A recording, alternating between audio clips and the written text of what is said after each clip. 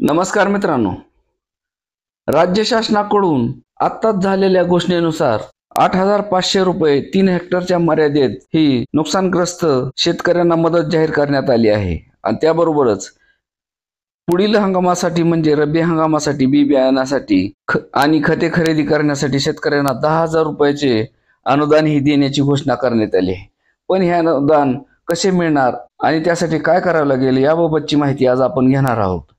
अतिवृष्टीमुळे झालेल्या नुकसानीसाठी राष्ट्रीय आपत्ती प्रतिसाद निधीच्या म्हणजेच NDRFच्या निकषानुसार प्रति हेक्टरी 8,500 रुपये 3 हेक्टरच्या मर्यादेत मदत जाहीर करण्यात आली आहे.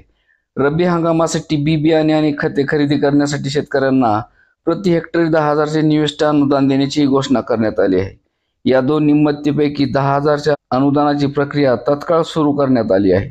तर काही जिल्ह्यात हे 8,500 रुपये त्या जिल्ह्यातील नुकसानीच्या टक्केवारीनुसार हे वाटप करण्यात आले आहेत. म्हणजे काही ठिकाणी 50 रुपये गुंठा म्हणजेच 5,000 रुपये, तर काही ठिकाणी 6,000 रुपये हेक्टरी हे वाटप करण्यात आलेले आहेत. शेतकऱ्यासाठी अत्यंत महत्त्वाचे असलेल्या या 10,000च्या अनुदानाचे वितरण थेट लाभ हस्तांतरण म्हणजे DBT पद्धतीने केले जाणार आहे. ज्या शेतकऱ्यांचे फार्मर ID तयार झालेले आहेत, त्यांचे आधार कार्ड बँक खात्याशी जोडलेले आहे, अशा शेतकऱ्यांची माहिती गोळा करून ही रक्कम त्यांच्या खात्यात जमा करण्याची प्रक्रिया कृषी विभागाने सुरू केली आहे.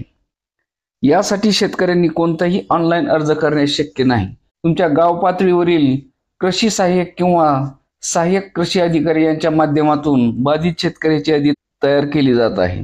शेतकऱ्यांनी लवकरात लवकर त्यांच्या गावचे कृषी अधिकारी किंवा कृषी मित्र यांच्याशी संपर्क साधून आपली कागदपत्रे जमा करणे आवश्यक आहे.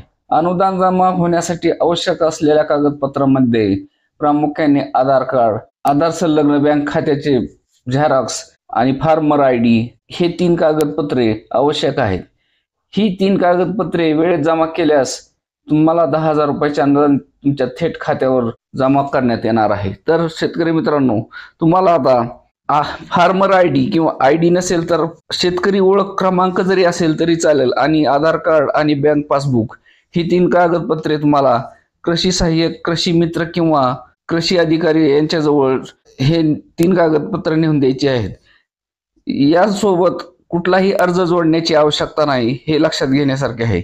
NDRF निकषानुसार मिळणारे 8,500चे अनुदान मदत व पुनर्वसन विभागाकडून निधी उपलब्ध झाल्यावर शेतकऱ्याच्या खात्यात जमा केले जाईल आणि काही जिल्ह्यात हे जमाही केलेले आहे. सध्या शेतकऱ्यांनी 10,000चे अनुदान मिळवण्यासाठी तातडीने कृषी अधिकाऱ्याशी संपर्क साधावा आणि आपली कागदपत्रे जमा करावीत आणि या 10,000चे अनुदान तुमच्या खात्यावर जमा करून घ्यावे. धन्यवाद.